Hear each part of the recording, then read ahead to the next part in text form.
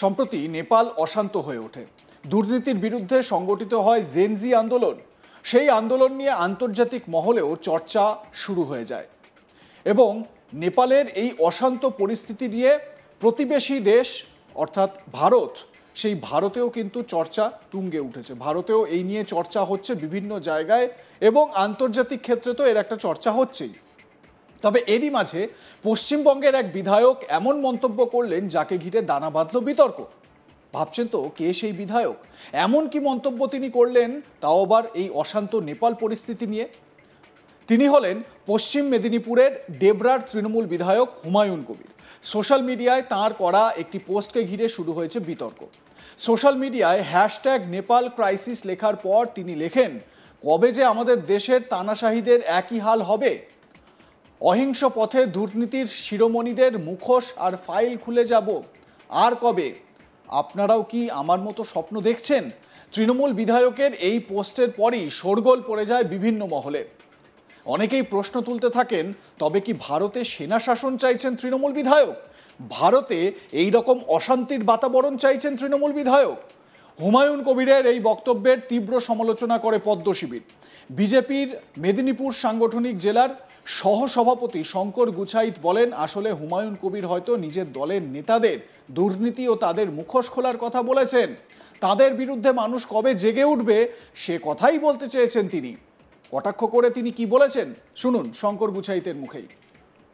দেখুন, আমি হুমায়ুন বাবুর মানসিক সুস্থতা কামনা করছি এই জন্যই যে উনি কখন কি বলেন আর বলার পরে কি করেন সেটা ওনার দলের লোকরাই বুঝতে পারছে না এখনো পর্যন্ত।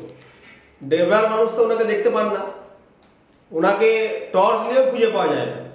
তাই হুমায়ুন বাবু যে কথা বলছেন সেই কথাটা পক্ষান্তরে উনি তৃণমূলের বিরুদ্ধেই বলছেন। কারণ দুর্নীতি থেকে শুরু করে, চাকরি হারা থেকে শুরু করে, দাগি শিক্ষক থেকে শুরু করে সমস্ত ক্ষেত্রে দুর্নীতিতে পাহাড় প্রমাণ আপনার দল, সেই দলের আপনি বিধায়ক। তাই পশ্চিমবঙ্গে 10 কোটি মানুষের উচিত রাস্তায় নেমে হুমায়ুন কবির কথা শুনে অবশ্যই এই মমতা ব্যানার্জির যে সরকার, এই দলদাস সরকার, কাটমানির সরকার চলছে, সেই সরকারের বিরুদ্ধে আন্দোলন করা, রাস্তায় নেমে আন্দোলন করা। পক্ষান্তরে হুমায়ুনবাবু এই কথাটাই জনগণকে বলতে চেয়েছেন তার সোশ্যাল মিডিয়ার যে পোস্ট, তার ফেসবুক পোস্ট, এই পোস্টের মাধ্যমে। তবে বিতর্ক তৈরি হওয়ার পর এই বিষয়ে মুখ খুলতে চাননি তৃণমূল বিধায়ক হুমায়ুন কবির, যদিও নিজের পোস্ট সরিয়েও নেননি তিনি। এই পোস্টের প্রেক্ষিতে কমেন্ট বক্স ভরে উঠেছে বিভিন্ন প্রতিক্রিয়ায়। কমেন্ট বক্সে বিধায়ক নিজেও মন্তব্য করেছেন। চলুন সেই কমেন্টগুলি দেখে নেওয়া যাক এক এক করে। কমেন্টে কি লেখা থাকছে? কমেন্টে লেখা রয়েছে, হুমায়ুন কবির বলছেন, আমি সমগ্র দেশের কথা বলতে চেয়েছি, যারা বিভাজনকারী, ডিক্টেটর আর দুর্নীতিগ্রস্ত তাদের কথা বলতে চেয়েছি, কোনো রাজনৈতিক দলের বিরুদ্ধে নয়। প্লিজ কোনো দলকে জুড়বেন না, মানে একটা সাফাই দিলেন নিজের কমেন্টে। তারপর বলছেন, আমি শান্তিপ্রিয় মানুষ এবং সবসময় আইন মেনে চলি। মারপিট এবং দাঙ্গা একেবারেই কাম্য নয়, তবে আমাদের দেশেও অভ্যুত্থান প্রয়োজন আছে। নিঃশব্দ এবং অহিংস আন্দোলন যা আমাদের দেশের দুর্নীতি, স্বজন পোষণ এবং মানুষের সঙ্গে মানুষের বিভাজন মুছে দেবে। শিক্ষিতরা এবং সৎ মানুষরা সামনের সারিতে থাকবে। এই কমেন্ট করেছেন হুমায়ুন কবির, অর্থাৎ নিজের পোস্টের সমর্থনে তিনি আবার একটা তার সাফাইও দেওয়ার চেষ্টা করেছেন কমেন্টে। এই হচ্ছে হুমায়ুন কবিরের পোস্ট, যেখানে তিনি লিখছেন হ্যাশট্যাগ নেপাল ক্রাইসিস। তারপর তিনি লিখছেন, কবে যে আমাদের দেশের তানাশাহিদের একই হাল হবে? অহিংস পথে দুর্নীতি শিরোমণিদের মুখোশ আর ফাইল খুলে যাবে আর কবে? আর কবে? আপনারাও কি আমার মতো স্বপ্ন দেখেন? এই পোস্টটি করেছেন হুমায়ুন কবির, প্রাক্তন আইপিএস, বর্তমানে তৃণমূল কংগ্রেসের বিধায়ক, এবং তার এই পোস্টের পরেই কিন্তু শোরগোল পড়ে যায়। আমার সহকর্মী শাহজাহান আলী তার প্রতিবেদনে এই বিষয়ে কি জানাচ্ছেন শোনাবো। নেপাল ক্রাইসিস ইস্যুতে জড়িয়ে নতুন করে সমাজ মাধ্যমে করা একটি মন্তব্যকে নিয়ে ফের বিতর্কের মুখে ডেবরার তৃণমূল বিধায়ক হুমায়ুন কবির। সম্প্রতি গত দুদিন আগে সোশ্যাল মিডিয়াতে তিনি মন্তব্য করেছেন, নেপাল ক্রাইসিসের মতো ইস্যুতে কবে যে আমাদের দেশের তানাশাহিদের একই হাল হবে। অহিংস পথে তাদের বিরুদ্ধে মানুষ প্রতিবাদকে সামিল হবে, তাদের মুখোশ খুলে দেওয়া হবে। আপনারাও কি আমার মতো সেই স্বপ্ন দেখেন?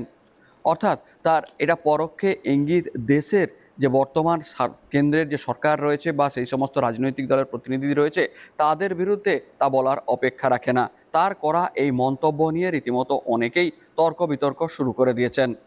বর্তমান পরিস্থিতিতে নেপাল ক্রাইসিসের মুহূর্তে সকলকেই সংযমী মন্তব্য করছেন। বিশেষ করে মুখ্যমন্ত্রী থেকে রাজ্যের বিভিন্ন মন্ত্রীরা এই নিয়ে কোনো মন্তব্য করেননি। মুখ্যমন্ত্রীও সাবধানতা অবলম্বন করে প্রতিবারই সাংবাদিকদের সামনে এড়িয়ে গিয়েছেন এবং তিনি বলেছেন এটি কেন্দ্রীয় সরকার দেখবে, স্বরাষ্ট্র মন্ত্রক দেখবে, যা মন্তব্য করার সেখান থেকে হবে। দেশের অর্থাৎ প্রতিবেশী দেশের এহেন পরিস্থিতি যাতে কোনো রকম ছাপ না ফেলে সেক্ষেত্রে সকলকেই সাবধানী পদক্ষেপ নিতে হচ্ছে বা মন্তব্য করার ক্ষেত্রে সাবধানতা অবলম্বন করতে হচ্ছে। সেই ইস্যুতে বা সেই মুহূর্তেই ডেবরার তৃণমূল বিধায়ক হুমায়ুন কবিরের করা এই মন্তব্য নিয়ে অনেকেই সমালোচনা শুরু করেছেন। তার কারণ অনেকেই মনে করছেন বিশেষ করে আমলা প্রাক্তন আইপিএস এই অফিসারের মন্তব্য অনেক জায়গাতে আগুনে ঘি ঢালতে পারে। যদিও এই নিয়ে পরবর্তীকালে প্রতিক্রিয়া নিতে গেলে তিনি কোনো রকম আর মন্তব্য করতে চাননি। তাহলেও বলা ভালো ডেবরার এই হুমায়ুন কবির বহুবার সাহসী প্রতিবাদ করতে গিয়ে এমন বিতর্কের মুখে পড়েছেন। এবারেও অন্যথা ঘটেনি। তবে এই ঘটনার পর অবশ্য বিজেপির পক্ষ থেকে পাল্টা আক্রমণাত্মক বিভিন্ন বা শ্লেষাত্মক মন্তব্য তৈরি করা শুরু হয়ে গিয়েছে। বিজেপির মেদিনীপুর সাংগঠনিক জেলার সহসভাপতি ডক্টর শঙ্কর গুসাইতের দাবি এটি তিনি যেটা বলতে চেয়েছেন আসলে হয়তো পরোক্ষে রাজ্যের যে সমস্ত দুর্নীতিগ্রস্ত আমলা বা নেতারা রয়েছেন তাদেরই মুখোশ খুলে দেওয়ার কথা বলা হয়েছে। পরোক্ষে তারা উল্টে রাজ্য সরকারের বিভিন্ন দুর্নীতিকে তুলে ধরে হুমায়ুন কবিরের ওই মন্তব্যকে তাতেই ফেলার চেষ্টা করেছেন। তবে যাই হোক, এ নিয়ে রীতিমতো রাজনৈতিক সমালোচনা শুরু হয়েছে বিভিন্ন জায়গায়। তবে দলের পক্ষ থেকে এর পাল্টা প্রতিক্রিয়া অবশ্য কোনো রকম অর্থাৎ তৃণমূলের পক্ষ থেকে কোনো প্রতিক্রিয়া কেউ দিতে চায়নি। তাহলেও হুমায়ুন কবিরের এই মন্তব্য কিন্তু কোনো জায়গায় চেপে থাকছে না। সোশ্যাল মিডিয়াতে এই মুহূর্তে বিভিন্ন রকম মন্তব্যের শিকার হচ্ছে। তবে প্রতিক্রিয়া দেওয়া বন্ধ করে দিচ্ছেন এই ঘটনার পর ডেবরার বিধায়ক হুমায়ুন কবির। এদিকে হুমায়ুন কবিরের এই যে পোস্ট, এই পোস্টকে কি উস্কানিমূলক পোস্ট বলা চলে? তার কারণ বিভিন্ন মহল থেকে এই প্রশ্ন উঠছে। যদি নেপালের পরিস্থিতির দিকে আমরা দেখি, নেপালের যে অশান্তি, সেখানে সরকার বিরোধী একটা ক্ষোভ যুব সমাজের মনে ছিল। নেপোটিজম নিয়ে নেপালের যুব সমাজ তারা ভীষণ রকমভাবে ভড়কে ছিল এবং তারা সরকারের বিরুদ্ধে পথে নামে। যদিও বলা হচ্ছে যে প্রাথমিকভাবে 26টি সোশ্যাল মিডিয়া প্ল্যাটফর্ম বন্ধ করে দেওয়ার যে সিদ্ধান্ত, সেই সিদ্ধান্তের বিরুদ্ধে জেনজি পথে নেমেছে, কিন্তু না, শুধুমাত্র এই সোশ্যাল মিডিয়া ব্যান আসল কারণ নয়। আসল কারণ হচ্ছে এই কেপি শর্মা ওলির যে দুর্নীতি, সেই দুর্নীতির বিরুদ্ধে জেনজি রাস্তায় নেমে প্রতিবাদ করেছিল। লাইক, কমেন্ট, শেয়ার করতে ভুলবেন না। দেখতে থাকুন আজ তাক বাংলা। সাবস্ক্রাইব করুন আমাদের ইউটিউব চ্যানেলটি, বেল আইকন প্রেস করুন নোটিফিকেশন পেতে।